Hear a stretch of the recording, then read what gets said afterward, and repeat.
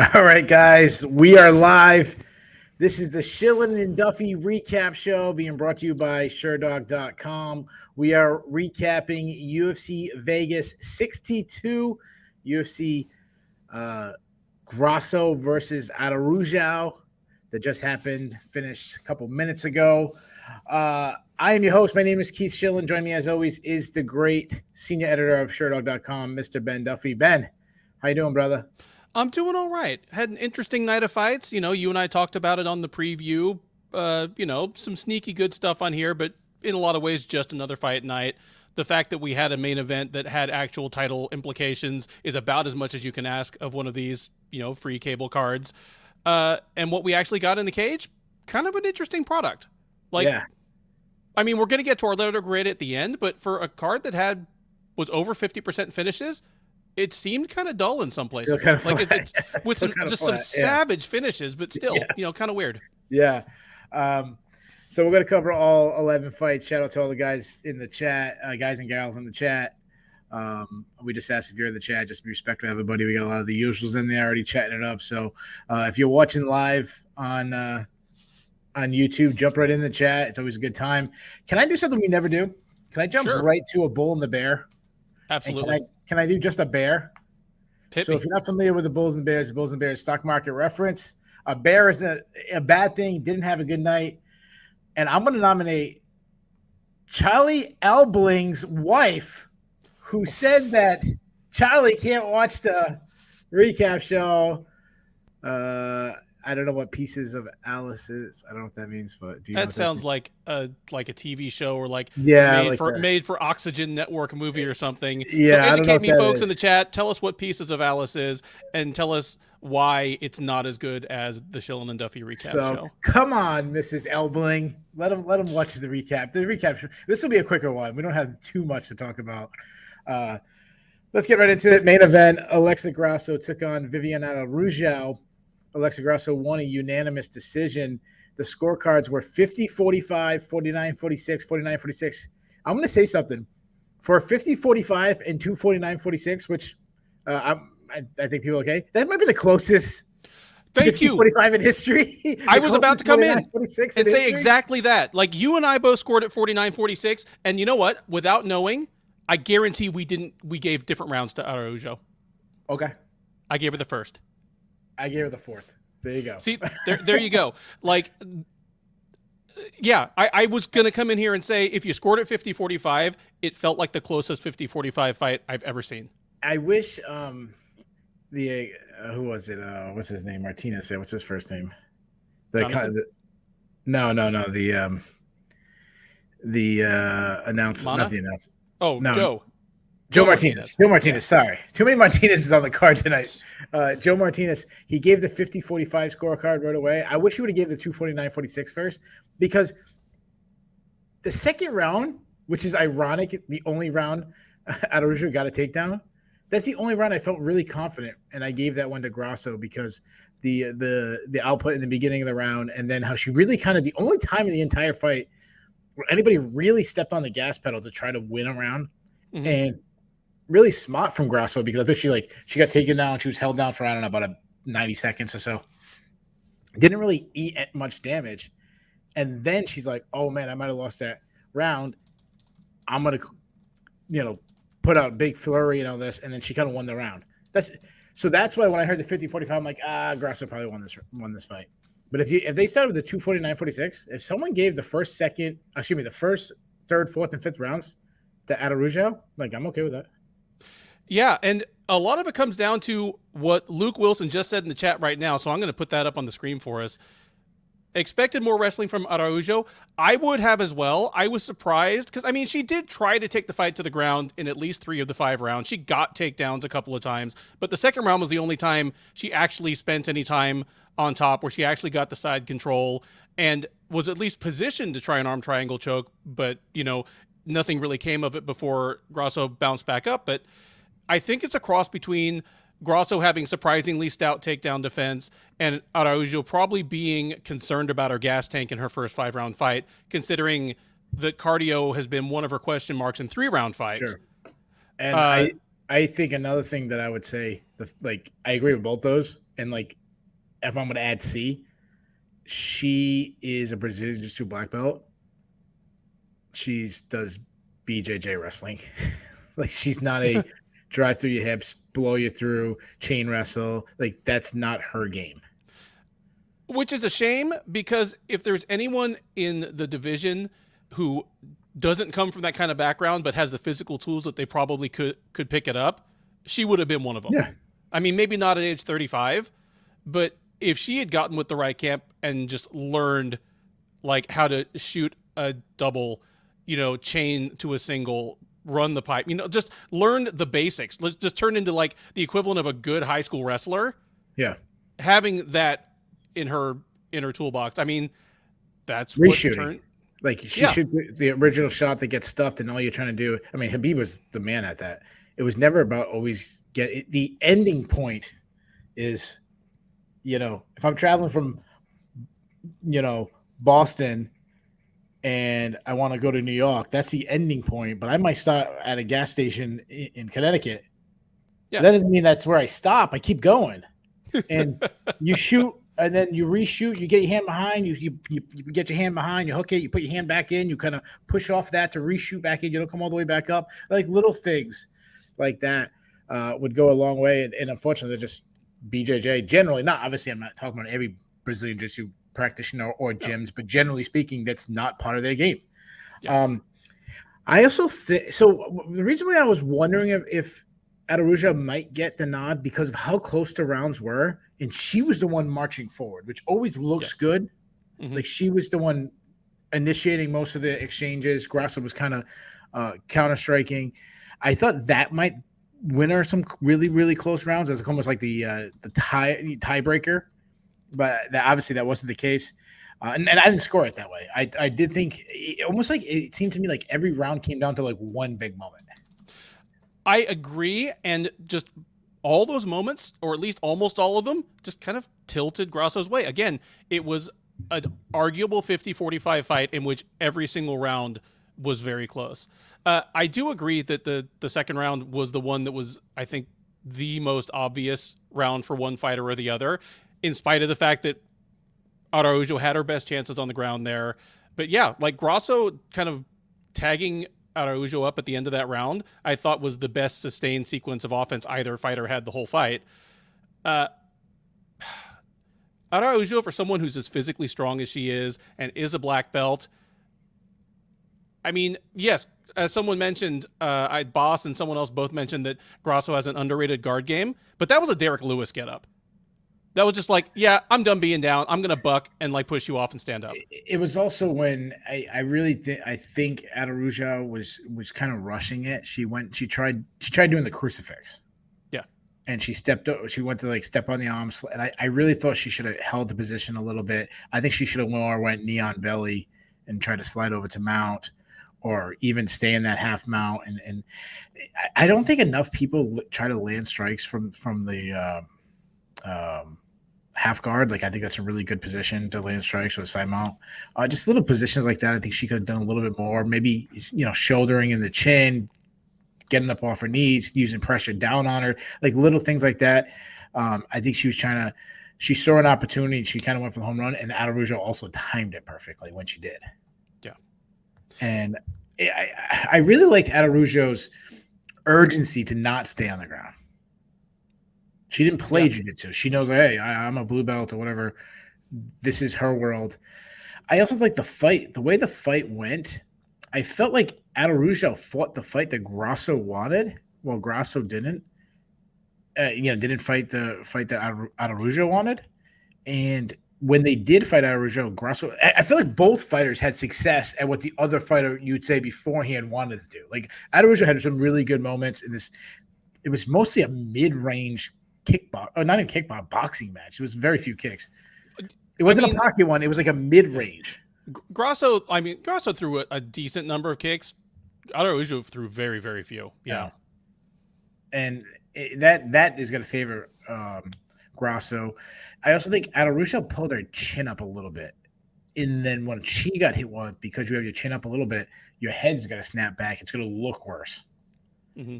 And say what you want about Grasso, say what you want about her style, might not be the most exciting, but everything's inside tight. Her head's down, her arms. She probably threw about 8 hooks the entire fight. I mean, everything is straight shots down the middle, and it worked well for her. The cornering was a little questionable. Like, I'm surprised that either corners were saying, "Hey, you won that round. You didn't win that round." No one really showed any urgency. I think at one point, I think it was Araujo's corner said, "Hey, it's 2-2 heading to the 5th," but I know at one point they both of them thought they were up 2-0. Which at the end of the second round. I never heard what Grasso said, but it's funny because Araujo's corner gave Grasso rounds that I actually thought were probably better rounds for Araujo than she did earlier in the fight. So I don't really know. Do you feel good about these performances? Like, there's some things that I think are good, but overall, like, I don't feel more excited about either fighter. It's good to see that Araujo can fight. She can fight this fight for 5 rounds. You know, this was not her approach to most of her fights. She comes out more aggressive than this. She tries harder to get the fight to the ground than this. She swings harder and throws more punches than this in most of her fights. But I mean, this at least was it was a moderately paced fight. Yeah. She was competitive through the whole thing, and she was not especially more tired, if at all, in the 5th round. So that was encouraging. I mean, Grasso, we just finished saying that this might be the closest 50-45 or 49-46 fight ever. The next thing that follows from that is it's one of the least impressive fights that on the scorecards is a whitewash, but neither of them really put their stamp on the fight. Yeah. What I didn't like was there was no adjustments in the fight. They both stood in this, they fought a little differently, but like their footwork was a little different. Grasso was very, bent at the knees, kind of keeping her bits like a strong base underneath her, flat-footed a little bit, while Grasso was bouncing, especially early in the fight. She was bouncing a little bit more, but there was no differences in moving back forward to trying to change the distance. I'm just like, a couple feints, especially from Araujo. If she feinted a little bit to try to draw out the counters from Grasso, how about some L step in? If you had a couple L step in, tacking the side, straight in, and then side step in and kind of trying to change the angles, throw a freaking uppercut, throw a calf kick, eat both fighters. And then just like, I think it might have been Dominic Cruz who said this. I'm not sure who it was. Like, change the rhythm of your attacks a little bit. It was like very same paced. I think it was Deb who said neither one went out there to like win it, and that really stood out to me. It seemed like it's honestly, and I hate saying this because I feel like I say it a lot. It just seemed like a sparring session. Like when you're like, hey, let's just work with each other a little bit. That's what it felt like to me. I can feel that. And I can definitely feel the call for more feints. I'm glad that someone, not surprised it was Dominic Cruz, called for more feints, because if you're a counter striker and you're not feinting, then you're just waiting. But if you're exactly. But if you're the offensive fighter, if you don't feint them to get them to respond to it, so you can respond back. That you end up with Adesanya versus Romero, just 2 dudes staring at each other for most of 5 rounds. It was. I just didn't really like it. Dev goes fishing. It was almost like a Muay Thai bout because, of course, in a Muay Thai bout, there's not really as much offense as defense and countering as just taking your turns hitting the other. Yeah. Just whap, whap, whap, whap, whap. Yeah, I like that. I actually like that too. If one of the Muay Thai fighters decided never to throw kicks. Wheelchair Muay Thai. So the vision is such on, like, there's no really people screaming at the top of the mountain to be the contender.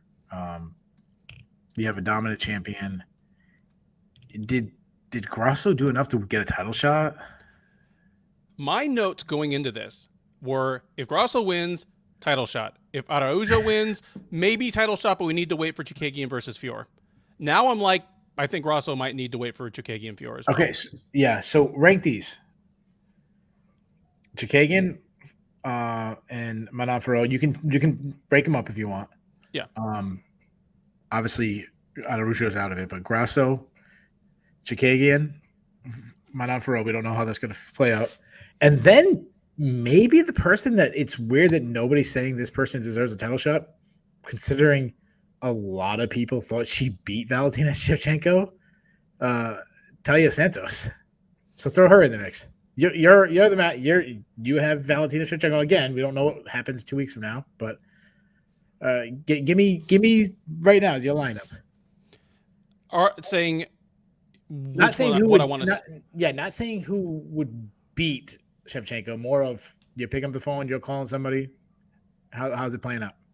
And so I'm calling them right now. Like Chikagian and Fior haven't fought yet. Yeah, it's tough. I'm giving Grasso the call right now. Then. Okay. Grasso's getting the call. All right, I'll do this. I'll say what I would do. Okay. Okay. It's a course. It's like one of those if yes, move this way. If no, move that way kind of things. If one of them gets a stoppage, then I'm throwing them in. If you get a Caitlin Chikagian win, you know what I'm talking about. That low kios from distance, maybe a takedown. If we get that, then I'm giving Grasso. At least she's a new face. She's she's marketable. She's very pretty. She has the Mexican market. Yeah. If Menifield wins, but it's any kind of dominance, a one-sided fight, more than not like what we just saw. We say this is 50-45 should be one. I mean, like an actual that person clearly won. Yeah. I'm probably going Menifield. But really, if you want to market something right now, I think Santos is the one you do, and you throw in that this was a robbery. Not that I'm saying it was, but that's what you go with. You market it that way. It's marketable, and on sheer merits. I mean, don't get me wrong. Like I'm advocating for a title shot for Alexa Grasso right now, even though I think Taila Santos and Caitlin Chikagian would both beat her really badly. So do I. Well, but definitely Chikagian. Chikagian has that just style. Which I'm worried she's going to do to. Like Chikagian just watched this fight tonight, and she was like, "Oh, I'm the best at that fight. You want to have that fight?" Yeah, exactly. Like I'm blanking both of you at the same time. Yeah. Without landing a single strike. Like I'm just PIing at the air and y'all will be mystified. Caitlin Chikagian was the only one who was like, really, like, well, that was a dope fight, huh? Yeah. Like, whew. Wow, man. But if you make Santos versus Shevchenko, you run the risk of giving yourself a Figueiredo Moreno situation. Like, get the fresh face in now. Because neither you or I thinks that that Grasso is a top 3 fighter on talent. So if you hang around and we end up with a trilogy, someone's going to beat her. Yeah, that's a good point. That's a really good point. And I would have said if you want to do that, do it now. Yeah. If Araujo won, I would be saying the same thing, adding in, oh, by the way, Araujo is about to turn 36. So if Fior beats Chikagian, then let Fior do it, and Araujo just stays in the holding pattern for a bit. If Chikagian beats Fior, get Araujo in for her title shot. So I'm feeling the same way about it. Get the fresh face in there, because what if Santos beats Shevchenko? Then that's a good point. Both flyweight divisions loses, she's got to get that automatic right back in there. I mean, absolutely. We don't have that with Santos. That's what we're kind of throwing out there. I think you made a really good point, because the Santos one you can put on the side. You can put it on the side. But I'm just wondering, what if you get one of those Dominic Reyes situations where she looked great against the champ, but she loses her next fight, and then the one after that, and the one after that, and the one. You know what I mean? Yeah. Doesn't have to go straight Dominic Reyes, but you know what I'm saying? Like, you don't get that match, or Shevchenko moves up, fights Amanda Nunes. But the point of get the new face, get Grasso in there, or maybe Menifield if she wins. I think it's a good argument, because not only do you get the new face, you have that champion who kind of cleaned the division already. So they're, she's kind of gumming around, taking the the fact that Caitlin Chikagian, who she dominated not that long ago, is right back in there. I think that's a good point. So you're going with Grasso with a title shot. Is that what you're doing? No, I'm saying wait for Chikagian Fior. If Fior wins, of course. Give it. But if Chikagian wins, or it's another fight like this, and just neither woman really puts a stamp on it. Like if Fiora just ekes out an ugly decision that doesn't make anybody really want to see her against Shevchenko, then you give it to Grasso. Yeah. So say we had the same kind of fight we had tonight, just switch them. Manon Ferro is Alexa Grasso. Or, she has a similar win than Grasso. You still wait. You're going with Grasso? I think, because the UFC, in terms of marketability, their order is we want Grasso first, we want Fiora second, Araujo third, God, not Chikagian. Like, that's kind of like what the UFC's marketing department is even in that matchup because of that. Yeah. Well, I'm surprised Chikagian's not in Bellator right now. Yeah. Listen, I literally went on a big speech about that. Yeah. I don't get it other than she's really good. She's good. Yeah, she's really good. It's the UFC doing the competitively legitimate thing, and I'm just surprised at it. It's like you let Corey Anderson go, but you kept her. I'm surprised, but okay, good, fine. So here's a really good question before we move on. But I just knocked it off by accident. All right, one of us knocked it off. Bobby O'Shea says, "How many wins does the blonde fighter he talked about Caitlin Chikagian need for a rematch?" A lot. Because here's the thing. Chikagian got blasted by her. Yeah. So she didn't even do anything in that fight that made you think, okay, it might go differently if they went again. And then her fights with anybody else are, they're NyQuil. So yeah, it would be a lot. Yeah, it would take a lot. Everyone's going to get a chance before her. Before a little over 2 years ago. Since then, she beat Antonina Shevchenko, whatever. They kind of set that up backwards. They should have had her beat Antonina before she fought Valentina. They kind of have a little bit of a story there. And then she lost to Jessica Andrade. She's won 4 fights in a row since. But say she beats Manon Ferro, that's a 5-fight winning streak in a shallow division. The problem is, it's Cynthia Calvillo, decision. Viviane Araujo, decision. Jennifer Maia, decision. Amanda Ribas, split decision. Manon Ferro, probably decision. No, she has the UFC record, 10 decisions in a row. She's probably going to extend it in 2 weeks. Say she shocks it, she gets a first round stoppage. She got a title shot then? Then maybe. Yeah, I think so. I think she needs a stoppage in the first round or a one-sided shellacking where she gets a second or third round stoppage. Well, yeah, she probably needs a stoppage, which is even though Grasso isn't on that same kind of winning streak. Yeah. Mr. Dev Goes Fishing, a member of our backup host bullpen, along with folks like Adam and Luke, he's said a couple times in the chat, Weili Zhang moving up is an interesting matchup for Shevchenko. Yeah, stylistically, it's a lot more fun fight. It's definitely a more marketable fight than any fight they have in the division right now. It's such a great division, 115, and it's not like she would be on this. She'd be her second title, and I wouldn't put it past the UFC doing that, and I don't hate it. I don't hate it either, and I just kind of lined up the 4 women we're talking about in order of what the UFC's marketing machine would want. Zhang is on top of all of them.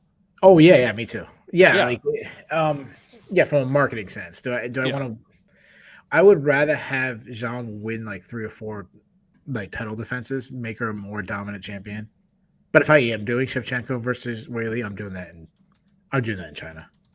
Even though she's moving up, I don't care. I'm doing it in China. I'll say this, and I'm in the much minority. I know that I'm in the the Earth is flat minority in this one. I would rather have Weili Zhang doing the super fight with Valentina Shevchenko than I would with Valentina Shevchenko fighting Amanda Nunes the third time. Apparently, I'm the only person on planet Earth that remembers their second fight was one of the worst fights of all time. It was Rose Namajunas Carlos Esparza 2. It was horrendously bad. It was terrible. Yeah, but how come no one remembers that? Well, everybody remembers that it was super close, and a good number of people think Val should have won. But yeah, nobody remembers that it was a lousy fight. And if I'm Amanda Nunes, I'm up to nothing. I win. I gain nothing if I beat her. Exactly. Why would I do it? But Amanda Nunes wouldn't. Well, I'm not Amanda Nunes. She's one of the all-time. She is the all-time. She's the GOAT at female MMA. Most people would say she's the GOAT. Yeah, that's why she is someone who would challenge herself another time. Araujo, real quick, what would you do with her? I think she needs. I would say you feed her to the new Lions coming up. Give her if like the winner of Blanchfield, and I forget who she's fighting in a couple weeks, or give her Casey O'Neill right now. Casey O'Neill's won more fights in a row in this division than Grasso has. Yeah, and we're all talking about. I think Casey's out for a while though. I think didn't she have like a ACL surgery or some major? She had a major injury. Okay, is that what it is? Then she might be out for like another 6 months, another year. Who knows? But Ben, shame on you. Shame. Can we get like a Game of Thrones shame for not remembering? She's fighting Molly McCann. Molly McCann in Molly McCann in New York. I don't get it. She's a mega star in Ireland. Why don't you just have her fight in Ireland all the time against tomato cans? But no, have her go against a really talented fighter in the United States. I understand. I understand as a huge Irish.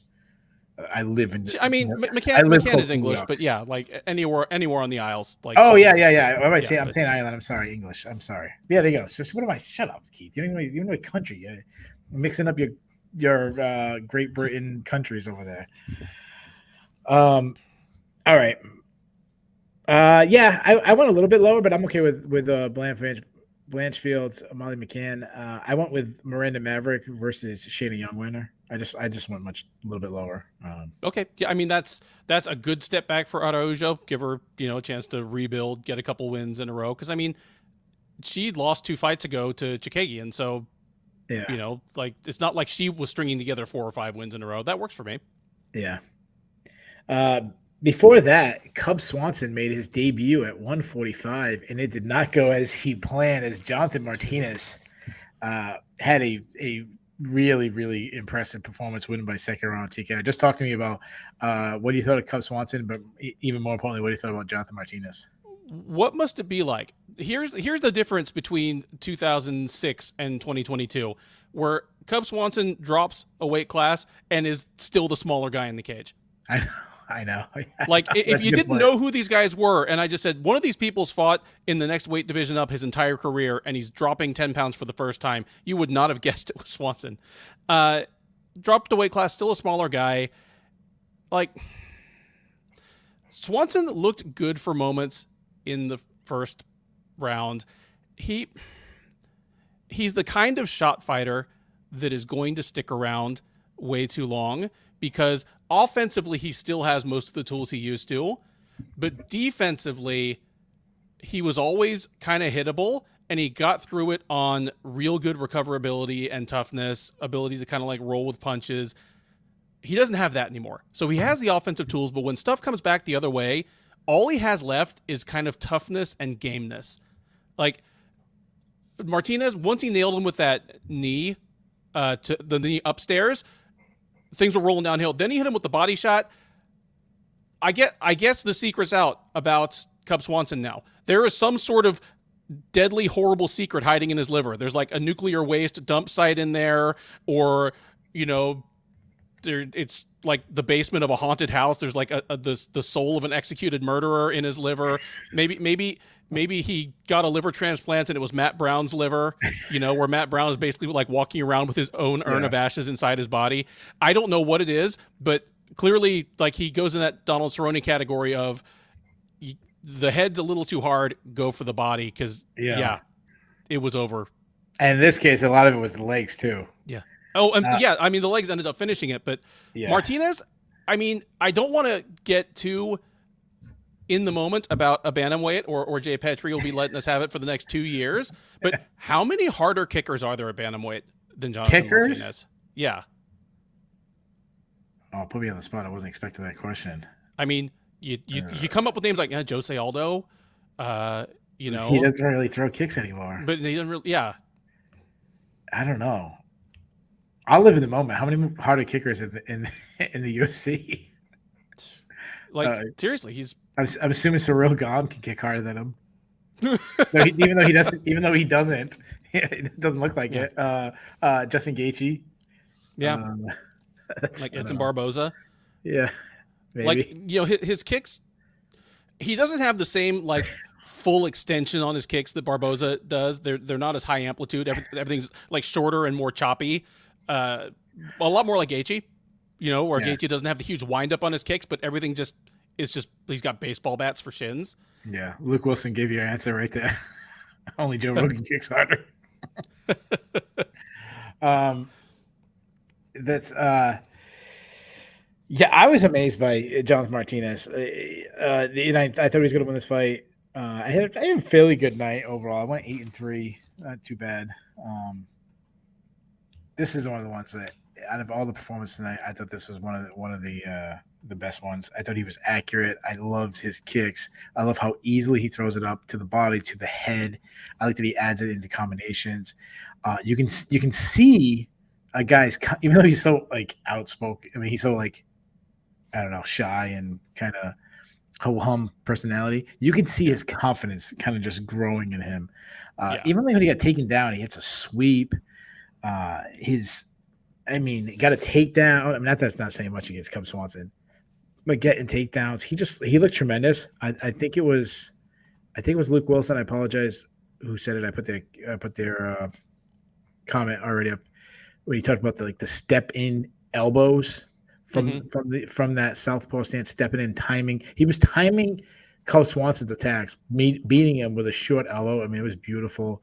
The kicks. I mean, it was like the first inside kick he threw. Cub Swanson falls right down.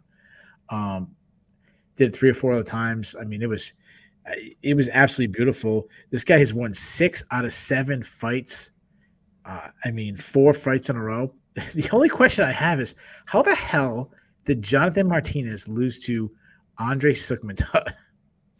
It was his debut. He wasn't prepared for Rhode Island's finest. You know, top of the food chain, Rhode Island, top of the food chain.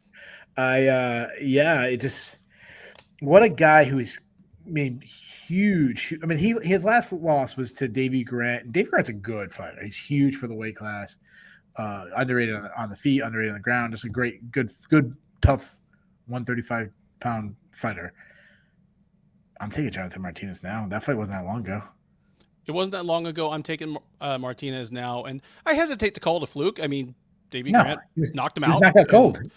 Yeah, but it's one of those ones where if they fight 5 times, I don't think it looks like that more than once. So yeah, I agree. He's steadily improving, and for a guy that he's so unassuming, he's kind of a savage. Oh, he absolutely. What I love about him is he's a savage who, like, the personality alone. Like, we have guys like that, soft-spoken killers. Sometimes the soft-spoken guy can be even more scary, like a Fedor or a Crow Cop. There's just 2, 3. Like, I interviewed the ghost of Mirko Crow Cop, and I don't know. He asked me to clarify a question, and just the way he asked me, I was like terrified. Like, I'm not insulting you. Like, don't murder me and my entire family. You know? So that works, but those guys, like Mirko Crow Cop, has that killer look to him.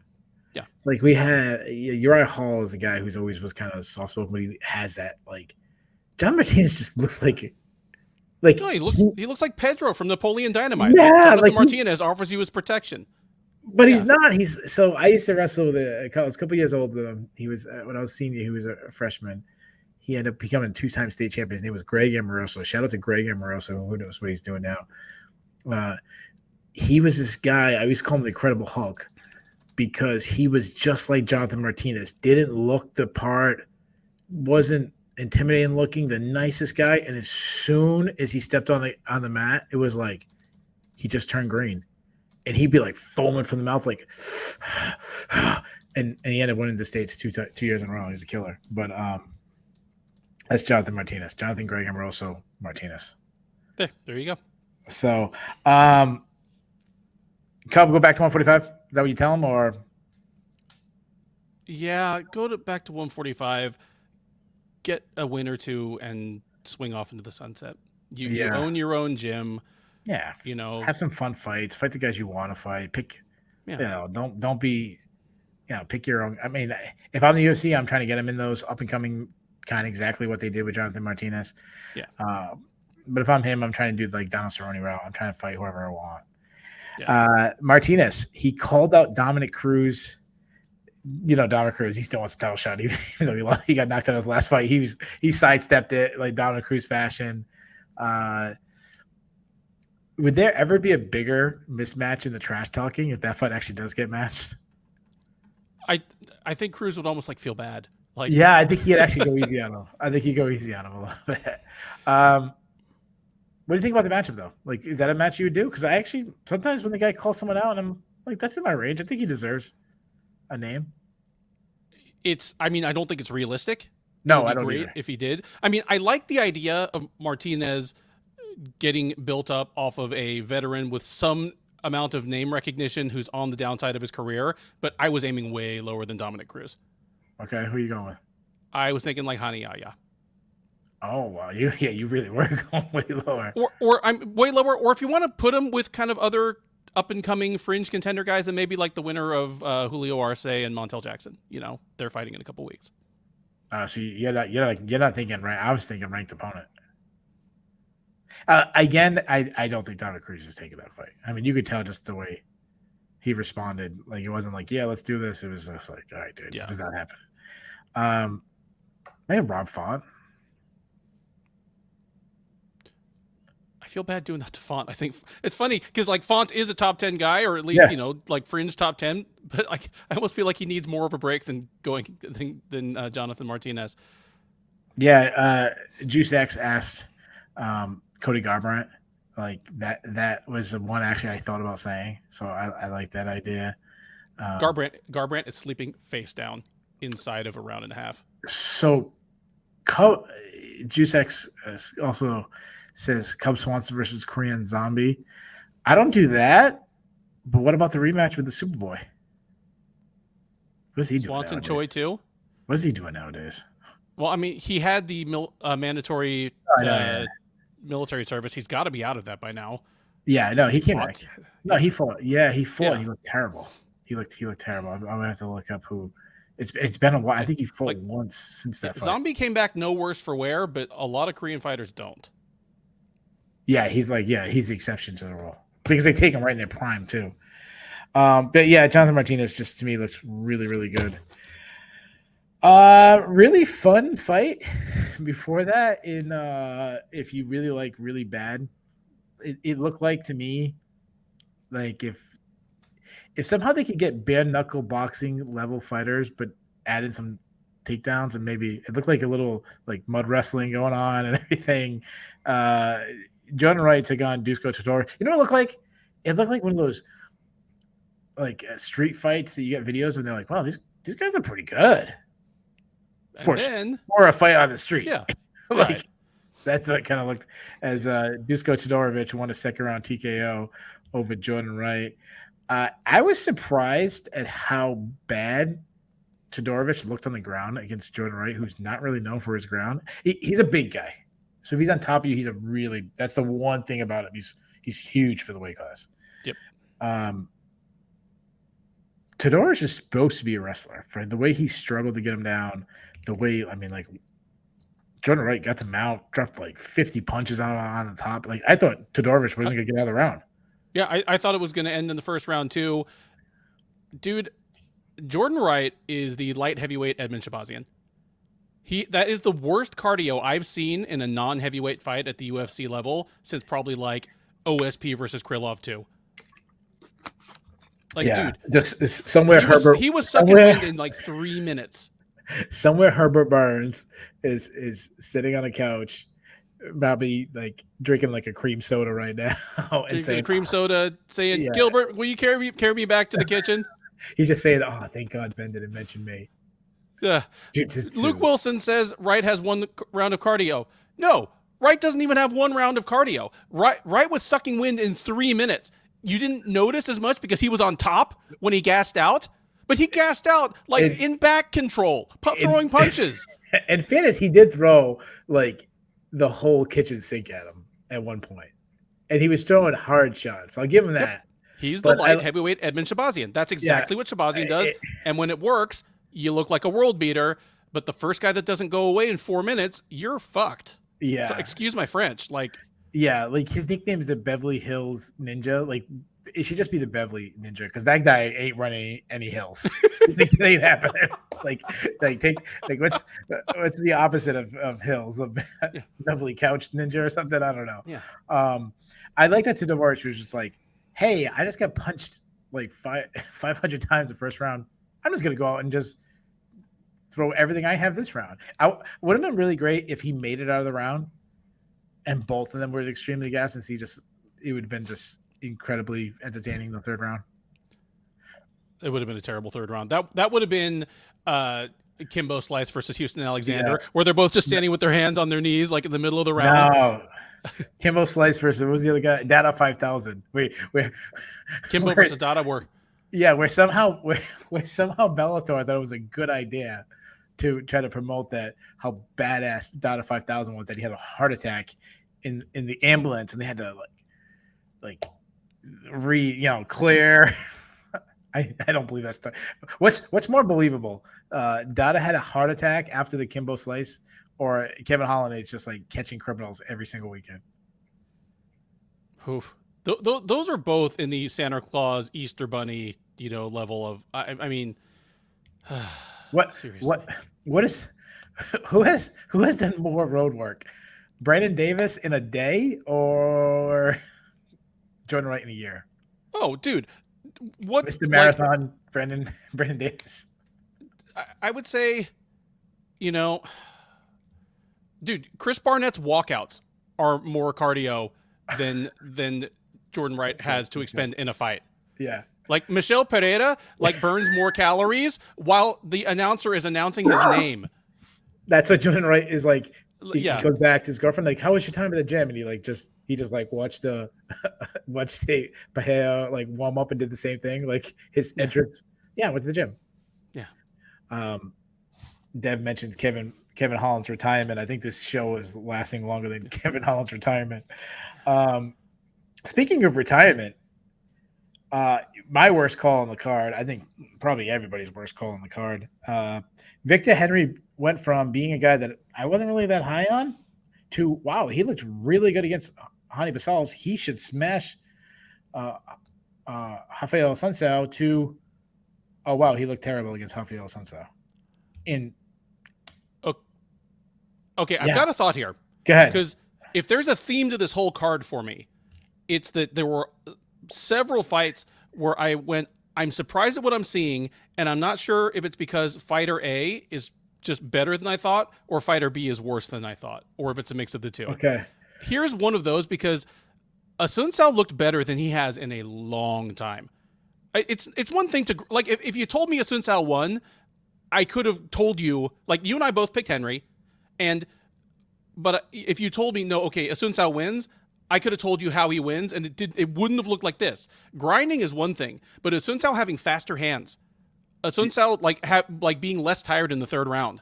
Dude, Sunsao clocking Victor Henry with multiple clean right hands in the third round, that's concerning if you're Victor Henry going forward. Yeah, you know what he looked like to me? He looked like prime Sunsao if Sunsao had an off night. Yeah. He had an off night so he could still beat Victor Henry.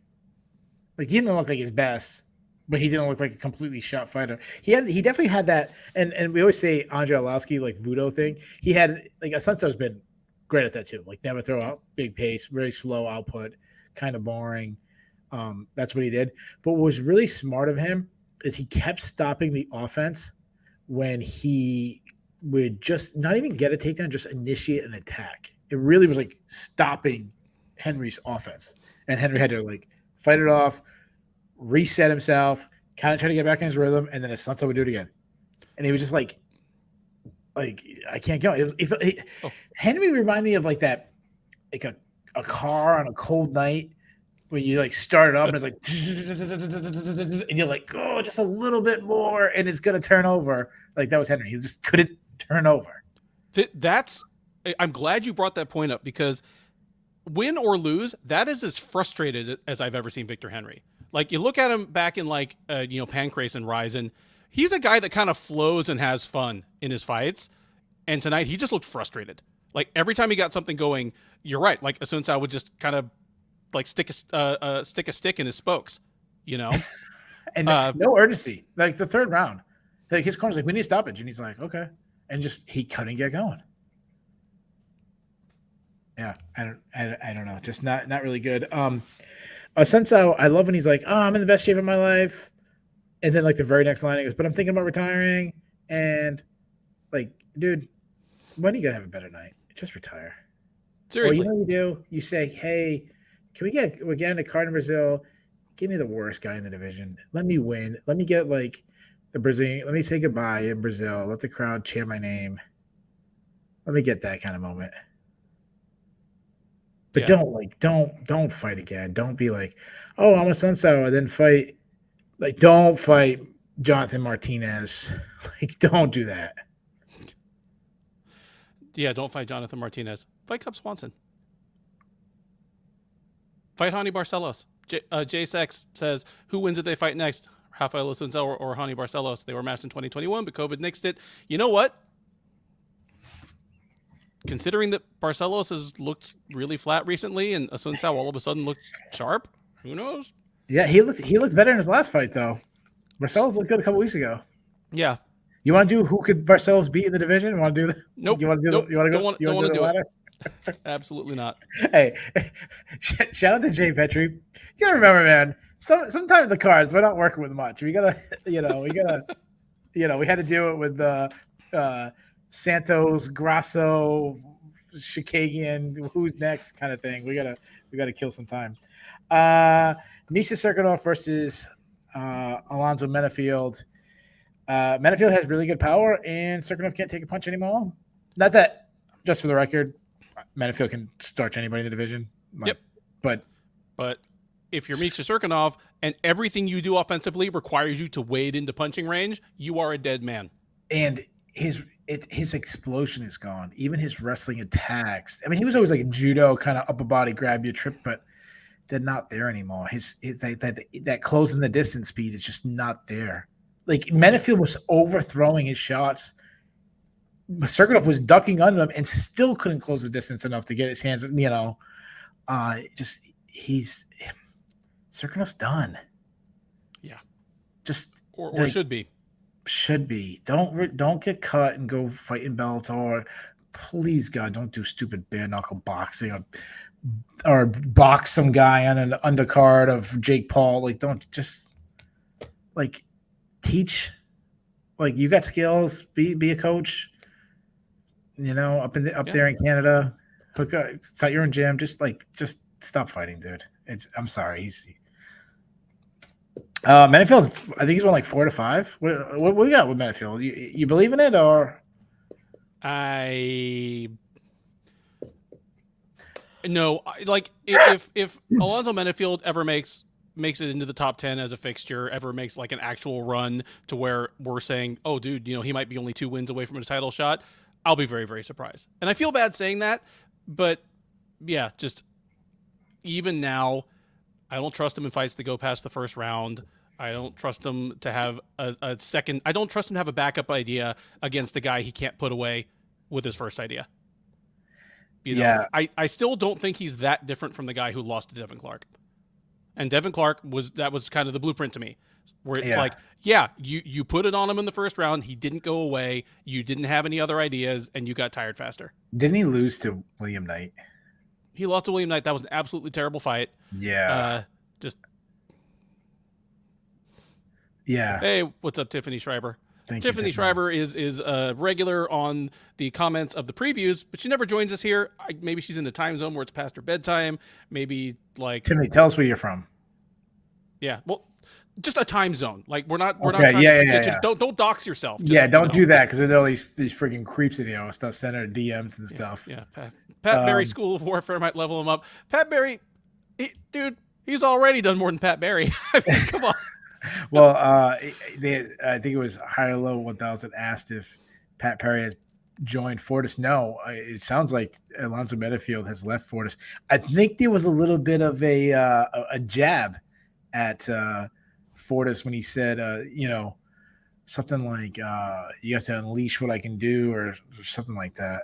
And I think it was a little jab at his old camp. I don't know. I shouldn't spread rumors. I don't know. And he wasn't at Fortis for very long. He was at another of the major camps in the Dallas-Fort Worth area for most of his career. He was at Seksun Muay Thai, and only spent some time at Fortis, like his last couple fights. So okay, yeah. So I guess he's doing the thing with Pat now.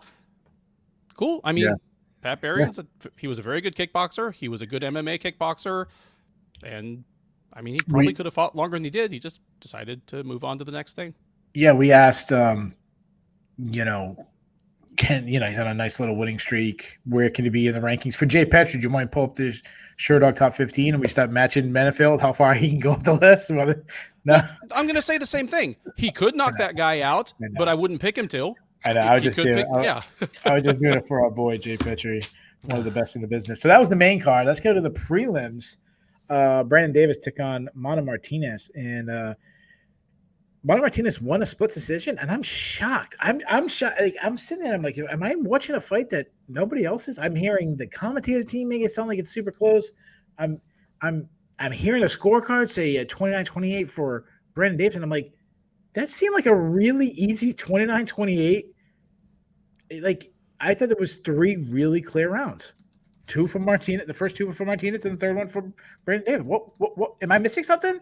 Because if you tell me that, like, I missed something, then I'll believe you. Like, okay, I score fights wrong sometimes, but I just Brandon Davis. He won the third round. I give him that. Yeah. It was real simple. Like, I thought it was very straightforward too. I mean, overall, it was a competitive fight, more competitive than I would have liked to see if I'm high on Mana Martinez as a prospect. It was the one fight on the card I did not submit a scorecard to MMAdecisions.com for. Just I kind of recused myself because Mana is, he's a friend. Boy. But it was plain as day. First 2 rounds were him. Last round was Davis. I have continuing concerns, about his ceiling at the UFC level going forward. Like, it was weird because when you have a southpaw and an orthodox fighter, fighting, you'll get some cases where one of them just really chews up the other and is better prepared for kind of like that open stance and that clash. And you get others where it's just really awkward. You get a lot of like patty cake with the outside hand. This was one of the awkward ones. And they kept trying weird things that didn't work. Like, Mana kept like slipping to like the outside with his left, like, because he was throwing his left at the same time that Davis was throwing his right, and he was trying to go over the top of it. Trying to go over the top of it and like slipping outside as he did, and he was to the point where like he was almost throwing it like from directly to the side of his head, but just wasn't within range, and just kind of near missed on that over and over again, and just never really seemed to get it, never really seemed to get his targeting fixed on that.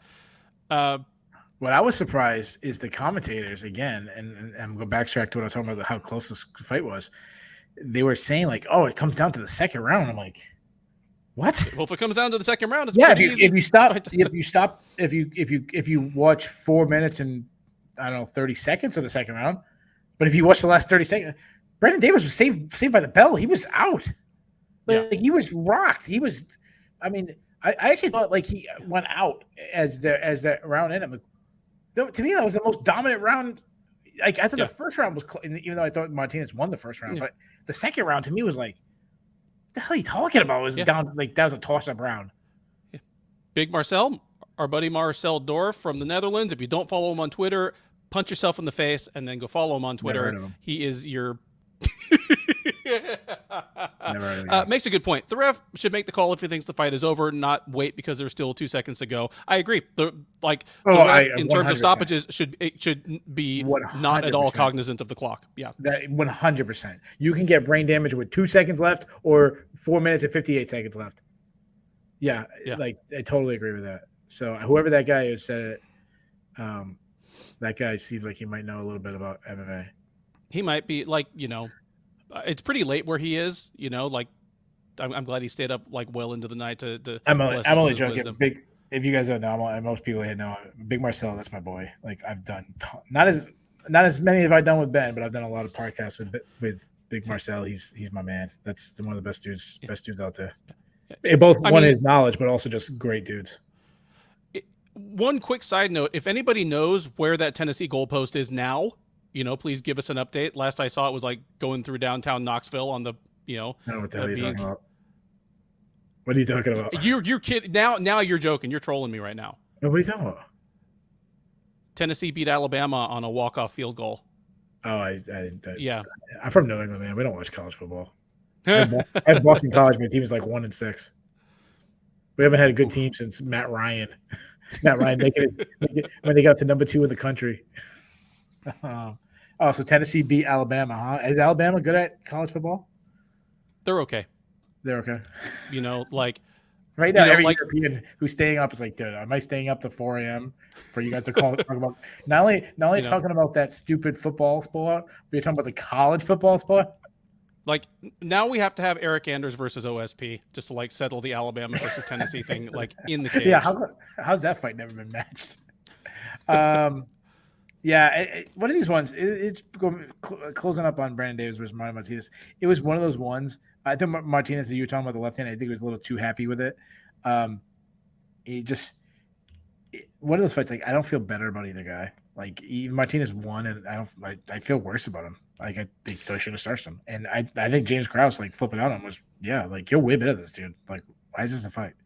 Agreed. Like the one bright spot, he defended that single leg early in the second round really well. If that's something he's picking up at Glory, that's great because one of my big problems with him on the local scene was always he would defend double legs with a guillotine, hate that, and he would defend single legs like BJ Penn. And dude, it's not 2005 anymore. You can't defend a single leg just by hopping on the other leg and like punching the other guy in the head.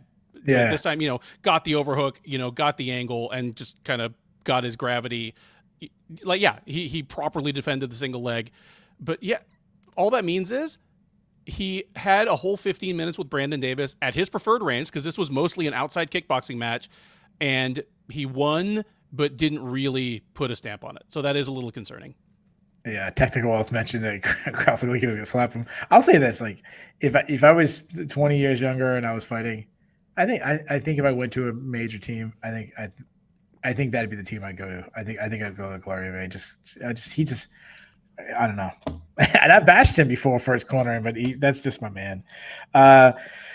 Nick Maximoff took on Jacob Malkoun, and I'm going to say 2 statements, and I'll let you take away after this. I'm ignoring the knee injury. I don't know how bad it is. We'll figure that out later.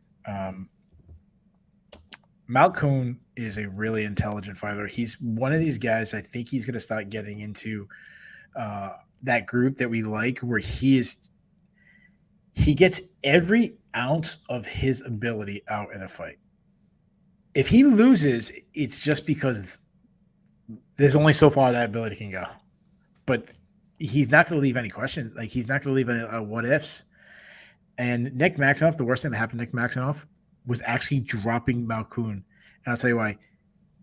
He abandoned his offensive wrestling. Again, how much of that knee injury? Sure, whatever. I don't know, but he had to defend takedowns when he should have been the offensive wrestler. Talk to me about the fight. I don't think I was quite as impressed with Malkoun's performance as you were. Really? Okay. Maximov seemed really compromised by the knee. Again, I don't know exactly what the injury is either, but I do know that he was visibly hobbling. Yeah. And Malkoun threw one leg kick the whole fight. At least he did say he doesn't feel comfortable throwing leg kicks. Well, that was his personal record. That was the first time he'd ever thrown a kick in a fight. Like they asked him, they're like, "Oh, why do you throw kicks?" He's like, "Oh, I don't really throw kicks." Like, and he got easy takedowns. Like once the knee was a problem, I mean, he got the same takedown over and over again. He got, just kind of got snatched single on the front leg. He did kind of trip the back leg, but mostly just sort of had to push Maximov around until he fell down. Yeah. Maximov was like that really janky shopping cart that you like pick up at the store and you're like, oh, I can't take this one. And you push it back. Yeah, that's what he was for the last 2 rounds of the fight. That's good. He fought a smart game plan to ensure that he got the win with the least possible risk to himself, but he was still taking clean punches from Maximov in the second and third rounds. I feel like he could have finished this fight. Yeah, I think that's fair. Malkoun continues to be much better than I thought he was when he got to the UFC. Now I've got to ask myself, is Maximov damaged goods as a prospect? He's still just 24 years old. I'll give you this. He looked physically more like he belonged at 185. Yeah, tonight. He looked bigger. I mean, I think he's taller than I gave him credit for. Like, I did not expect him to be 3 inches taller than Malkoun. Like, I thought of Malkoun as kind of a blocky, compact guy, but Maximov was the bigger looking guy in the cage. I was feeling a little dicey about my pick because this was one of the ones where we diverged. I picked Malkoun and you picked Maximov. And once I saw him in there and Maximov looking more muscular and taller than I remember, I'm like, oof, maybe I'm in trouble here. But yeah, just the fight didn't turn out like I looked, but I lucked into the right pick. Yeah, talk about not finishing. Hi Hello asked me about Robert Kraft, the owner of my New England Patriots. Yes, he recently got married. He got married, I think it was Friday night. I didn't get my invitation. Must have got lost in the mail. Ben, did you get yours? I did not. I mean, he didn't send many of them down to Texas. Okay. I'm afraid. Yeah, mine must have got lost. It was we had some rain this week and stuff. So, yes, I'll send him a package of massage oils for the for a gift. He asked his. Do you think his newly crowned wife is upset about him getting happy? There was a whatever. You guys can figure that out. I'm not touching that one. There was a scandal. He's like 85 years old or something like that. He married a smoking hot, like 40-year-old lady. I don't think she has a lot of concerns about anything other than that he's worth, I think, like $11 billion. Yeah, I mean. I'm sure it's true, though. I'm sure it's true. I would say she wants him to go get all the happy endings he possibly can, hoping to just kind of hurry him across the finish line there. Get that hot rate up. He's got to be shooting puffs of dust at this point. Yeah. No, I'm sure it's true love. It's true love. Sure. Yeah, Romeo and Juliet. Joe Anderson Brito absolutely destroyed Lucas Alexander. Taking the fight in like, I don't know what it was, like 4 or 5 days notice. And Brito did what a good guy in the division, a guy that seems like could be a top 15 guy in the future. He's explosive. He's powerful. He at one point just like picked him up and looked like a like Brock Lesnar WWE type slam. There you go. I got my doing WWE the F5. Yeah, like he just picked him up, slammed him. He's got great ground game. I am concerned when he moves up. He's so explosive. We've seen guys like that. Your Phil Hawes type where they kind of like let everything go early, or Sokaju or something like that. But I mean, what you can say is he's elite, the upper third of the division. To me, that's no doubt. Like he shows that this is what he could do. Calls out Dan Ige. We'll talk about his performance, and I'll talk about that. Call out. Okay, well, here's the thing. When we recorded the preview, his fight with Melsik Bagdasaryan had fallen off, which is a shame because it was a great fight. They replaced him with AJ Cunningham. I actually recorded a solo segment for the AJ Cunningham matchup, and that thing was gone in like 4 hours. Like between when I recorded the segment and like later that day, I went to put together the video. That fight had fallen off. They replaced him with Lucas Alexander. That's because the UFC knew we'd break the internet if that one went out. If Ben's solo coverage of AJ Cunningham fight.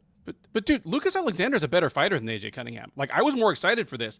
Okay. Alexander's a legit guy that I think probably would have been in the UFC or at least on the Contender Series in the next 12 to 24 months. This is a fight where I think Lucas Alexander might have staying power. Considering how good Brito looked, I'm not saying that he'd beat him if they fought in a year or two, but this may be a bit of that David Onama thing where, like, it's a win that's going to age well for Brito. Okay. Going forward. But Brito, he looked fantastic. He is super, super aggressive, and you have to worry about a fighter like that, like you say, who's that aggressive, who uses that much explosion, who exerts that much physically, because, you know, he'll wrestle and grapple when they get to the next level, whether it's going to, you know, carry over, whether their gas tank is going to carry over. But this could also be, and I'm not saying he's going to be the next, but this could be like a Davis and Figueiredo type thing.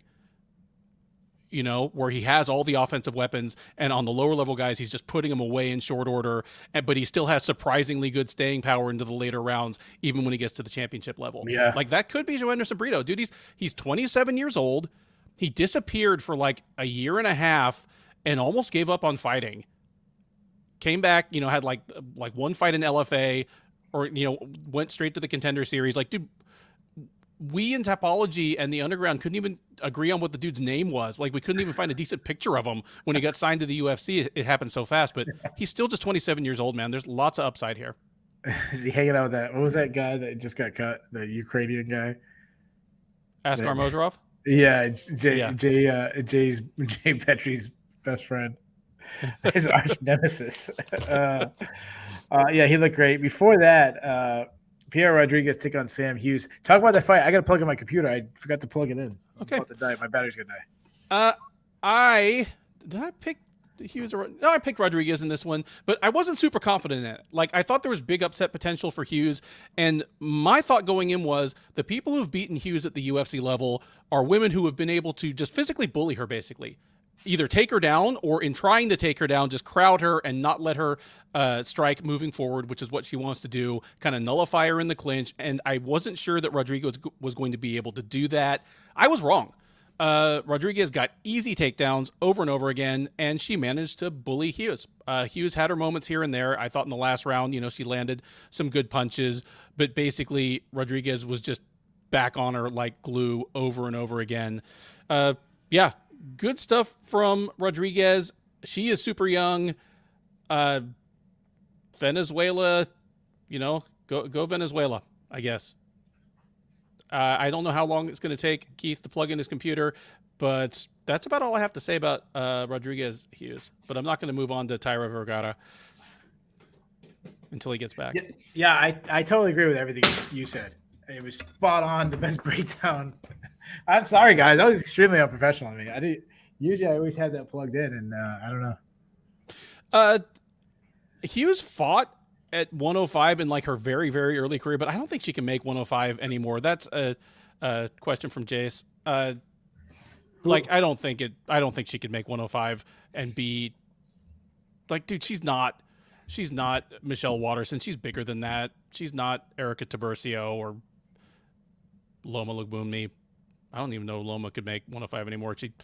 Loma, as I once said about another woman in the UFC, she has a low center of gravity. Yeah, Hughes isn't small. Like, even though she used to fight that, like, she's not like, she didn't lose because she was undersized. Yeah, you know, I think it was an extremely close fight. I just think the fight was difference was there was a couple takedowns, and it was like when you have rounds so close, it was kind of like a lot like this the main event where like one big thing would win the round, or one like the moment you remember most from the round. I felt the same thing. Like the takedown was what you remembered most, even though Hughes was getting up pretty quick, not taking any damage. I think it was enough. The lack of top control though is concerning to me for Rodriguez. Like, she needs, if she's gonna be a wrestle boxer and you get takedowns, you gotta stick them. Like, you gotta stick them, you gotta control. That's that even though she's undefeated, stock maybe a little bit down. But I also do, like we said on the preview, and I still agree with it. I think Sam Hughes is better than I think what most people would think. And if you're a better, like, I think you got to get some good lines for Sam Hughes. You're going to win money on Sam Hughes. Agreed. People are always going to underestimate her just because she. I mean, JT Snow has given us the full-on double-barreled assault here, but yeah, she looks unassuming, and she looks. I mean, it just invites you to underestimate her. You and I both said that, you know, there's good upset potential here, but yeah, Rodriguez pulled off what the other women who've beaten Hughes did, just physically kind of pushed her around. DT hates Sam Hughes for some reason. Jeez, what is Sam Hughes? I think she's a very pleasant woman. But before that, Tatsuro Taira took on CJ Vergara. One of the best performances to me. I'm blown away with this kid. 22 years old. To me, sky's the limit. And what I tweeted out, and I saw you retweet it. The one concern I have about him is, and we'll talk about this afterwards. Well, actually, let's pause on that. Let's talk about the performance. I was so impressed. I was really impressed with his ground control, how fluid and he would move, attack, just chaining sub attempts together. I hope the UFC doesn't rush him, but he looks so promising. He looked good against Carlos Candelaro, who I think is a decent prospect himself. Not going to be a top 15 guy or anything, but he does. I don't give out compliments in New England often. That's a good win. This was a really, really good performance. Vergara is a tough, high output kind of guy, and he couldn't get anything going. Taira was beating him on the feet, dominating him in the grappling. Agreed. Vergara had one bright spot. Late in round one, Taira was a little high on him, and Vergara basically swept him. He swept him like a wrestler bridging. Yeah. Just, kind of popping him all the way over. I will admit I had that done to me a few times. Yeah. I get overeager and get a little high. Aside from that, it was all Taira all the time. And even there, he recovered quickly from his mistake. And it's the kind of thing that probably won't happen to him next time he's in a situation like that. Dude, he's 22 years old. He bridged him. The bridge looked like Bo Nickel against Miles Martin in the NCAA finals, when Bo Nickel bridged Miles Martin to his back and pinned him. There you go. We have a number one rule. I have to get Bo Nickel on every show now. We got to get a Bo Nickel and usually we get a Tom Brady reference somewhere, we went with Robert Kraft. Can't get too far in the one concern I have is that he's 22 and he's big, and will he be able to stay in that weight class?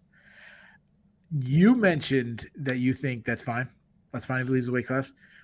And I agree. He's not going to be undersized at 135. Well, it's the opposite of the Swanson Martinez fight. If I told you one of these two guys blew weight pretty bad by 3 pounds, you wouldn't have guessed it was the guy that was 5 inches shorter. Yeah. Yeah. The one concern though is you're going from one of the shallowest division to probably the best division in MMA. That's my one concern about him having to move up. Again, I'm not saying he's gonna be forced. Maybe he'd be fine. This guy's Davis Figueiredo still fighting at 125, and if you told me that 3 years ago, I would have been shocked. Yep. So I'm hoping I'm wrong. That's my one concern. I hope the UFC doesn't rush him, and I could see it happening at 125 because of how shallow the division is. Mm-hmm. But I hope they don't. The kid looks really good, really, really good in my opinion. And before that, Mike Jackson took on Pete Rodriguez. And which one of your beloved friends had a worse night? Was it Mike Jackson or was it me by not charging the computer? I would say it's probably Mike, because you're going to be on this podcast next week. And I think the Mike Jackson experiments in the UFC might be done. Not if the another Mike Fridley sees me not plug it in the YouTube. I mean, plug it in the computer. He's my guy. And I was glad just to see that he was okay. He, posted a smiling photo from the ambulance. But he was never UFC level, and he would cheerfully be the first one to tell you that. It is ironic. You're going to get an impromptu eulogy for his UFC career here. It is ironic and hilarious that he lasted in the UFC longer than Mickey Gall or CM Punk, considering that of the three, he was the one that never actually had any professional MMA. Gall's gone. Gall got dropped after his last loss. Did he really? Yep. Mike Jackson lasted in the UFC longer than Mickey Gall or CM Punk, even though he is the guy that was completely open about not having any actual aspirations in MMA. He used to call himself the glitch in the Matrix to me. He's like, you see me and you know there's something wrong. They're we should look at the guys who fought in the UFC and had less than 4 fights. That have big names like guys. George Santiago. Like so go. many of the guys that came over from Japan, man, like Dennis Kang, like George Santiago, like dude, like top 15 guys came to the UFC and washed out in less than 4 fights. Yeah. How about Gracie there, Kron Gracie? Yeah. I don't know if he's fighting. Kron Gracie probably could get more fights if he wanted, but why would he want to? Yeah, we don't know if he wants to.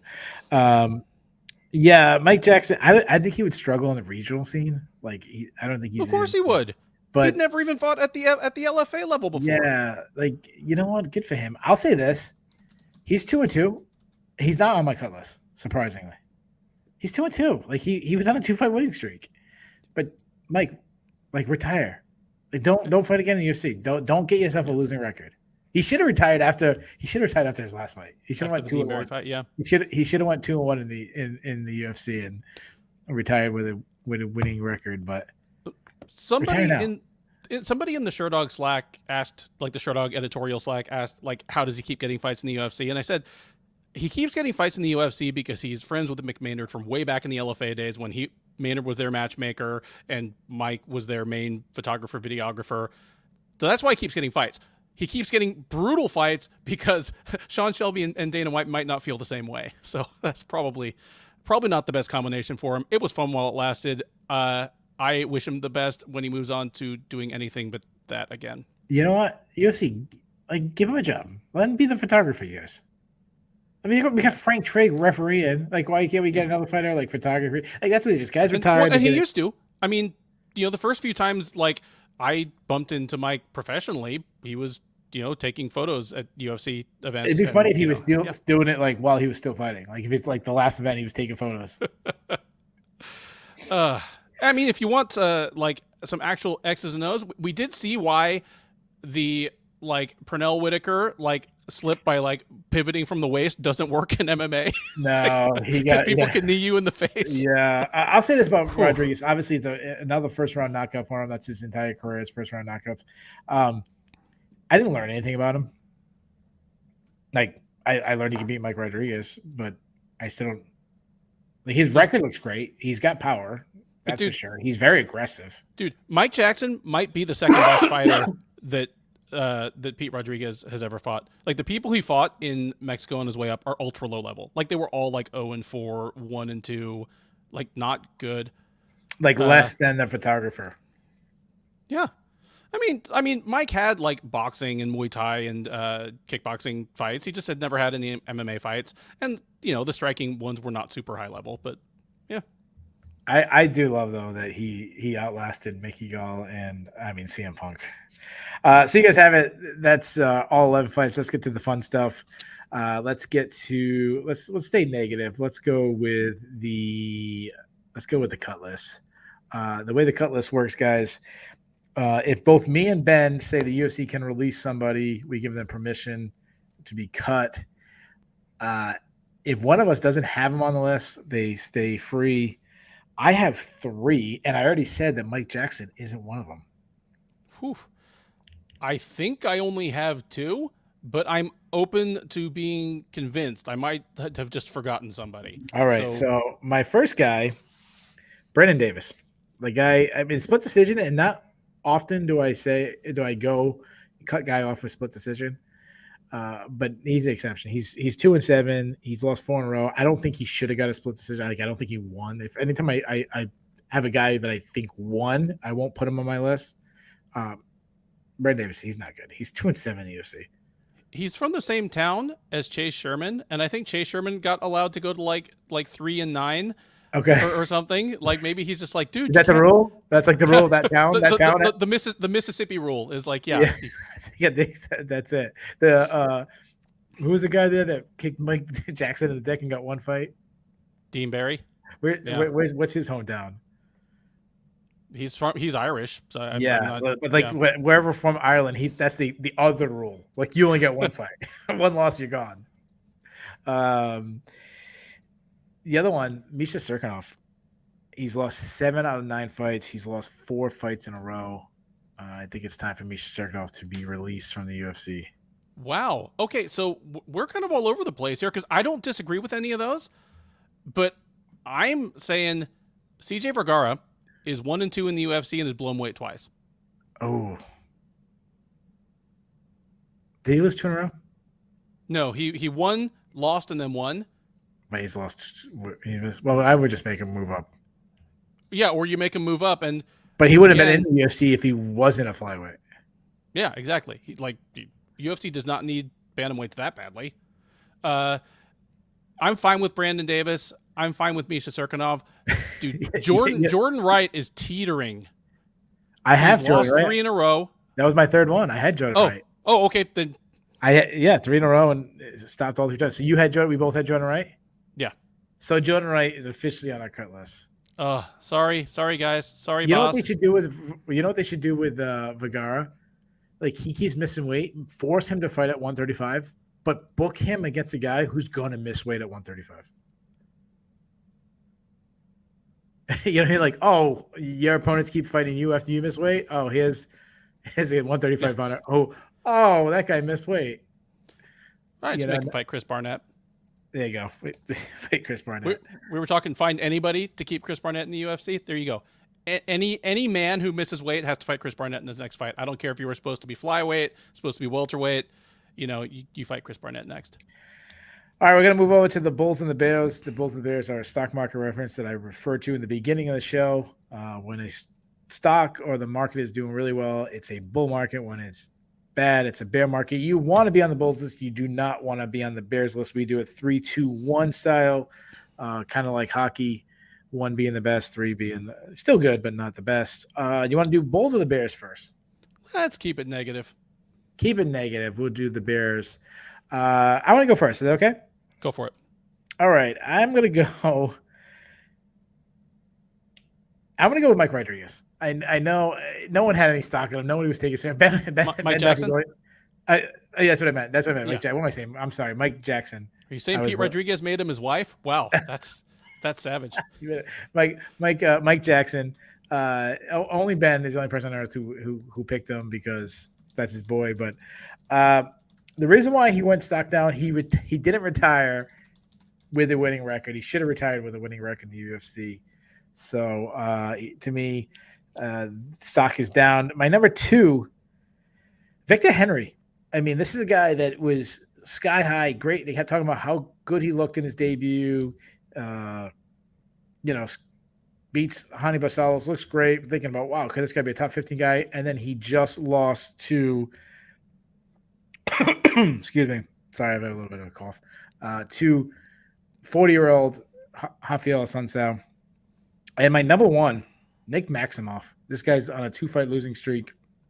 Now he might have a knee injury. Guy who had a lot of hype on him. Lost 2 really bad victories. 2 really bad fights. Not against guys who are like really high in the division. I mean, good fighters, but not like he wasn't losing Israel Adesanya. Just not looking that good. Nick Maximov's stock is way down. And his boy Nate Diaz was in attendance to watch him lose. That's not good. You want to read some of the listeners? Sure. I mean, I threw Technical Wealth up there already. He's got Tyra Martinez and James Krause. Love him as a coach.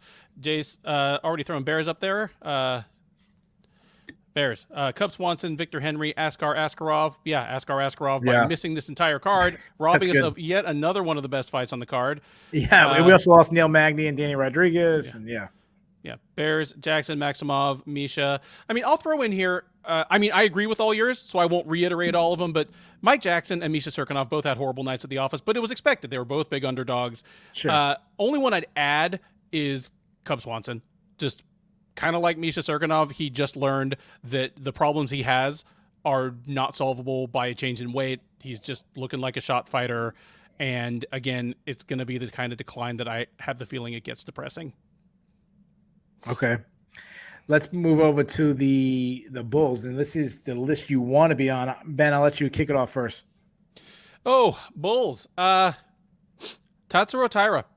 Somebody mentioned in the chat, I wish I'd thrown it up on the screen before so he could have credit for it, but wasted on the early prelims. I don't think he's going to be live for the early prelims because he's going to be thrilling to watch. He's the kind of MMA fighter that you show to somebody who thinks grappling is boring because just he's a really exciting fighter.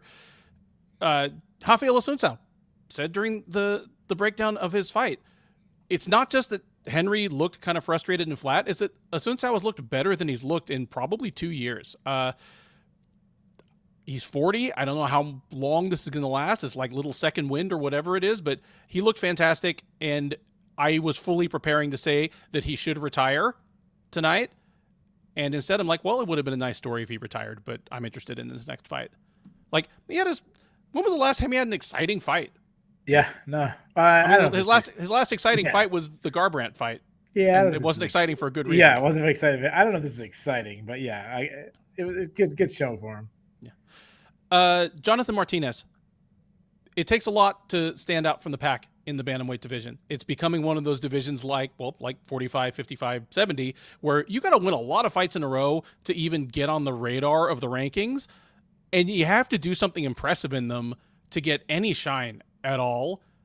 And he's such an unassuming guy and came into the UFC on just such a bum note that it's taken even longer in his case.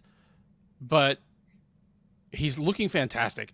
I understand why Dominic Cruz wouldn't want a piece of this man. Yeah. What a low reward, high risk proposition. No reward. Yeah. Martinez was also number one on my list too, so I won't mention him. But the guy, even if he loses a bunch of fights moving forward, just to get a stoppage win over Cub Swanson on your record for the rest of your life, that's always a great performance. I'm gonna go Alonzo Menifield. I agree with all three of yours, so I'm kind of mixing up. Alonzo Menifield. The guy's won 4 out of 5 fights. He's getting knockouts. Hey, good for him. You mentioned he has the power to knock out anybody in the division, so that's good. My number 2, kind of crossing over what you said, but how about undefeated fighters? We had 2 undefeated fighters. They're both still undefeated, so good night for undefeated fighters. And my number 1, really not counting Jonathan Martinez, but this guy was a heavy favorite. He took on a guy taking on short notice, but I'm going with Joe Anderson Brito. I'll tell you why. I'm going to go with Joe Anderson for one reason only. I can't remember who the media member was who tweeted this, but they said that Joe Anderson Brito reminds them of Jose Aldo. To get that kind of praise, and I apologize. It was John Hyun Ko. John Hyun Ko. Okay, there you go. I'm sorry. Sorry for my my buddy John. I'm seeing tweets all night, but to get that kind of praise from a respected media member, kind of that kind of buzz, your stock's going up, man. People are talking about you. So yes, Joe Anderson Brito. All right, let's get to we never did the awards. Do we have the awards? Yes, we do. We have a fight of the night and 2 performances of the night. So I think we should do it like we have been. Okay. Because a lot of people watching this probably already know what they are. So throw out who you would give the awards to. Give me 1 fight of the night, 2 performances of the night. All right. And I will tell you that I am good with the choices. All right. I'm assuming that the main event is the fight of the night, but I wouldn't do that. Because to me, it went 25 minutes. It was competitive. Sorry, guys. But the fight that I think will probably be most memorable, and it was not it wasn't clean. It wouldn't be a fight that I'd show people hey, you want to watch MMA? Let's show the skills off. But I'm going to go right into Todorovich because of the back and forth, the craziness of that fight. I'm going to give that my fight of the night as 2 performance bonuses. There's a lot. There's actually a lot. I'm going to go Jonathan Martinez for sure. What he did to Cub Swanson, to me, and I'm going to go Menifield. Even though he was a big favorite, starching Cirkunov. Tyro had a really good performance. Brito had a really good performance. Rodriguez had a great knockout. But I'll go Martinez and Menifield. What would you go with? Well, JT Snow gave an interesting point here. He said no fight of the night is what he would do. He could have went 4. If you were going to give no fight of the night and just give 4 performances of the night, asking you guys in the chat what would you do? Boss says fight of the night: Dusko versus Wright. Performance of the night: Martinez and Tyra. I don't know if that's what he would give, but that's what they did give, and I was fine with it. Todorovich and Wright did get fight of the night, so Okay. good call, Keith. And I liked Jonathan Martinez and Tatsuro Taira for the performances, and that's who they got. Okay. So yeah, I went with the knockout over the submission, but the submission was so slick. So yeah, I'm okay with it. Yeah. Oh, sorry guys. Yeah. All right, let's do. I mean, it seems like a bummer, like the Joe Anderson Brito with maybe the most dominant performance of the night. I know. Even including like Rodriguez and Menifield, like doesn't get anything, but the way they slammed back, falling and my tapping at the goodness. same time, and when it was Yeah. beautiful, it comes down to who he did it against. It's like Rodriguez had a really good knockout, but it was, I mean, knocking out Mike Jackson. It doesn't matter who you did it to a little bit, and but it's also nice that they did go down further on the card to give out a performance, which a lot of times they just favor upper on the card. So, how about some dudes seriously? Do you have any dudes seriouslys? I got two. I've got one that I kind of alluded to during the breakdown of that fight. Yeah, I've got one. All right, go with it. Jacob Malkoun. You got a man that you know was on one bum wheel. I already said he's like the janky shopping cart at Target that you like turn around and like push right back because you're like, I'm not going ka-dunk through this whole fucking store. Like, dude, kick the legs. I don't care if you've never done it before. Like, how did you not finish this, man? Just like the no change whatsoever in approach, like the no real additional urgency was just so strange. Thought he could have used, maybe some James Krause like yelling at him between rounds. Didn't get it, but he still got the win. So, what do I know? I love that James Krause like flipped out on Mono Martinez like a second after he almost knocked Brandon Davis out. That was kind of funny. Yeah. I think he was like, all right, we need one of those like hoorah speeches. Yep. And he was like gonna give it no matter what. And then he's like, oh shit, he almost knocked out. I just do it anyways. Like I've been practicing what I was gonna say in the mirror for this moment. I got one, and this one might not make any sense because it worked out great for him. But if I'm signing to fight a wrestler like Misha Cirkunov, I'm not gonna chase down Pat Barry to be my coach. Like, dude, seriously? Like, I'm gonna fight a wrestler. Let me go look up Pat Barry. And my other one is, and this is to the UFC.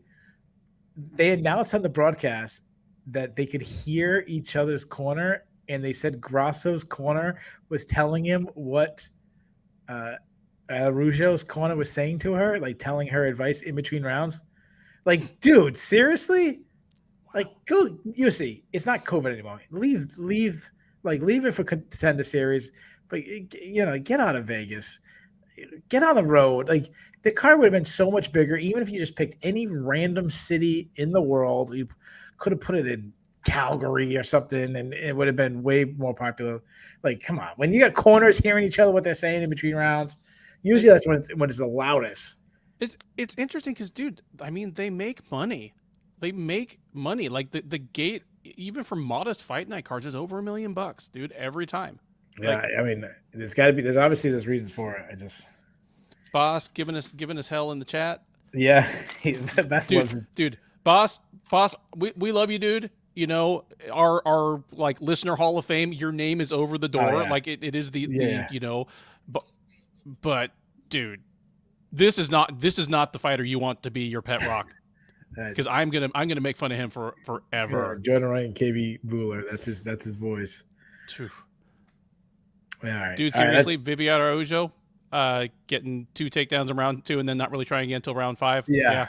Not the best strategy. I mean, I just I don't think she could have, but yeah, I agree. Let's get to the grade. Ben, what is your grade for the card? I'd give it a solid C. Like I kind of said off the top for a fight card that, it was more than half finishes.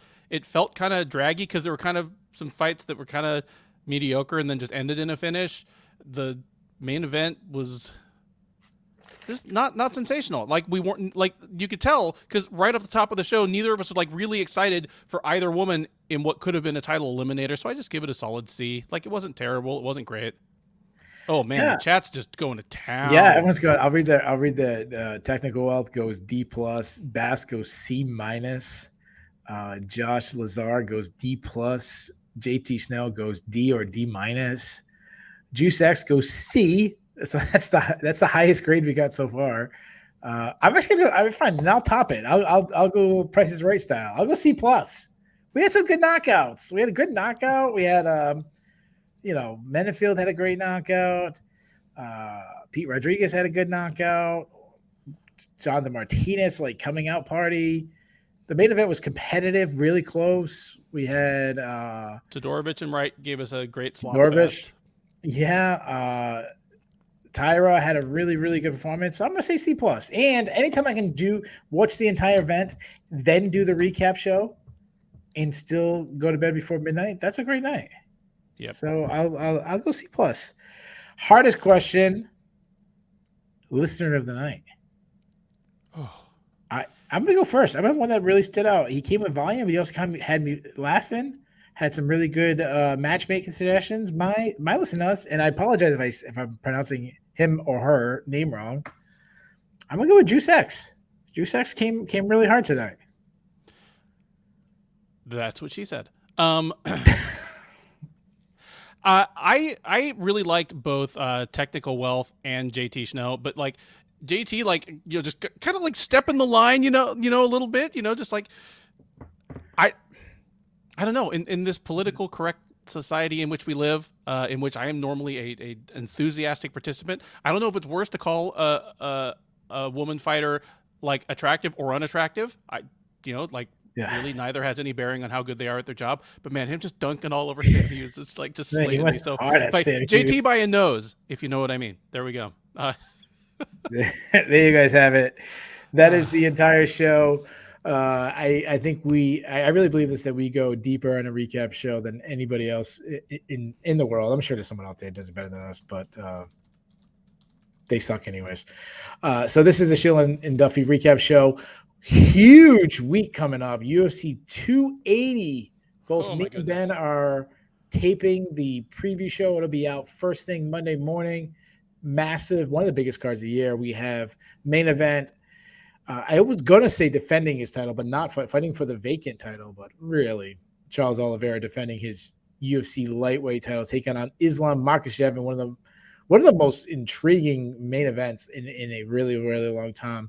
We have Aljamain Sterling defending his bantamweight title against former two-time bantamweight champion, going for a third time, which is really flying under the radar. Incredible turnaround in the career if TJ Dillashaw can win the title once again. We have Sean O'Malley taking on Petroyan. What else we got? We had the card's loaded. Dude, the Curtain Jerker has a top 10 fighter in it. But it's Carl Hosa is in the opening fight of the card. Well, there you go. So it's an She's absolute 5-1 in the UFC. If you've only viewed the recap show, the preview show is even longer than this, and this is a 15-fight card, so it'll probably be one of our longest ones. It's made for the hardcores, which if you're watching this, you are a hardcore. We believe it is the deepest preview card in the entire world. I'm gonna say it again. Oh yeah. That's definitely happened. I don't know if anybody goes deeper than us. So make sure you check that out. Sherdog will have tons of great content, which we always do. If you're not checking out Sherdog every single day, reading every article, you should be ashamed of yourself. But thank you guys for listening. Please hit like, share, do all that great stuff to us, and we'll see you next Saturday. It's going to be early. What time is the main card? The card starts at the card starts at 10 in the morning or something. I know it's so probably 4 or 5 in the afternoon. Yeah, so it'll be fun afternoon recapping a pay-per-view. So that's gonna be really fun. So make sure you check that out. Until then,